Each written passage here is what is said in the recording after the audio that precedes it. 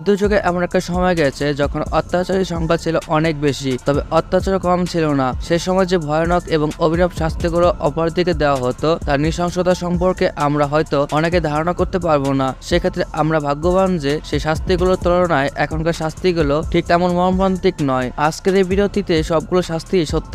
অনেকের হয়তো বিশ্বাস হবে না, তবে এগুলো এক সময় সত্যি প্রয়োগ করা হতো বন্দীদের উপর। ইতিহাস এগুলোকে নথিভুক্ত করে রেখেছে, তবে এই কোনোটি এখন আর দেখা যায় না। মানুষ হিসেবে মানুষের মূল্য বিবেচনা করে এক সময় এই শাস্তিগুলো নিষিদ্ধ করা হয়েছে। তো চলুন দেখা যাক কি ছিল সেই শাস্তিগুলো।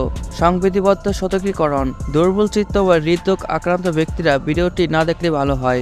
জুদাস ক্যাডেল বা বেইমানের দোলনা: মধ্যযুগে স্প্যানিশদের আবিষ্কৃত এই বর্বর পদ্ধতির মধ্যে অন্যতম একটি শাস্তি। বন্দীদেরকে নগ্ন করে এর উপর বসানো হতো। ব্যাস, এরপর আর কিছু করা লাগতো না। শরীরের ভারে সবকিছু একত্রিত হয়ে যেত। তা আপনারা দেখতেই পাচ্ছেন। দ্য ব্রেকিং হুইল বা চূর্ণকরণ চাকা, এটা মধ্যযুগীয় ইউরোপের উপর বর্বর কিছু শাস্তির মধ্যে অন্যতম।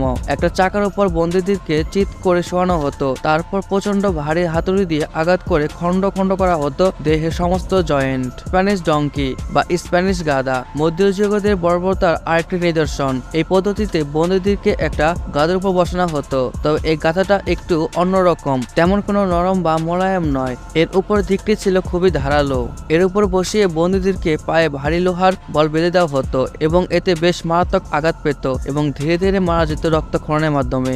ইমপ্লিমেন্ট বা শুলে চড়ানো, এ ব্যাপারে বিস্তারিত কিছু বলার আছে বলে মনে হয় না। শুলে চড়ানো বলতে যা বোঝায়, বন্দীদেরকে হাত পা বেঁধে সুচালো এই দণ্ডের উপর বসিয়ে দেওয়া হতো। শরীরের ভারে আস্তে আস্তে গভীরে যেতে থাকতো। এই পদ্ধতিতে বন্দীদেরকে মৃত্যু হতে প্রায় 1 থেকে 2 দিন, আবার কখনো কখনো 3 দিনও লাগতো। ব্রাজেন বুল বা লোহার মহিষ, সিসিলিতে এই পদ্ধতি সর্বপ্রথম আবিষ্কৃত হয়। পিরিলস নামক এক ইস্পাতকর্মী শাস্তি দেওয়ার এই প্রক্রিয়াটি ডিজাইন করেন। বিশাল বড় ইস্পাতের তৈরি একটি মহিষ, যার পেটের দিক দিয়ে থাকতো দরজা। এই দরজা দিয়ে বন্দীদেরকে ভিতরে ঢুকে লক করে দেওয়া হতো। তারপর নিচ থেকে আগুন জ্বালিয়ে ইস্পাতের তৈরি মহিষটিকে উত্তপ্ত করা হতো। ভিতরে যারা থাকতো তারা জীবন্ত পুড়তে থাকতো। একবার ভেবে দেখুন অপরাধী কেমন লাগতো তখন।